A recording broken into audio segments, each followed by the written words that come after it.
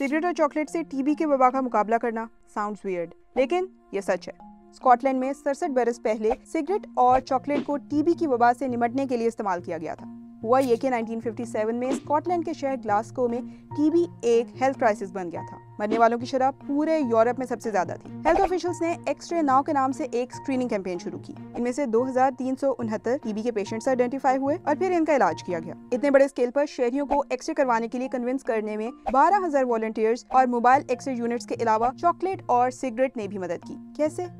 मुफ्त इनामी कुरानंदाजी की पेशकश के जरिए, जिसमें एक्स-रे करवाने वाले fridge, washing machine, holiday trips और कारें जीतने के अलावा सिगरेट, चिकन और चॉकलेट जैसे गैर रवायती इनामात भी जीत सकते थे। ये स्क्रीनिंग प्रोग्राम इतना सक्सेसफुल था कि रिसर्चर्स के मुताबिक इससे न सिर्फ शहर में टीबी की वबा को रोकना मुमकिन हुआ, बल्कि एक अंदाजे के मुताबिक अगले 5 सालों में मजीद 4,599 केसेस को रोका गया, जिससे बेशुमार जानें बच गईं। लेकिन पब्लिक हेल्थ एक्सपर्ट्स सिगरेट जैसे इनामात की पेशकश रिकमेंड नहीं करते, क्योंकि सिगरेट के सेहत पर बहुत नुकसानात हैं।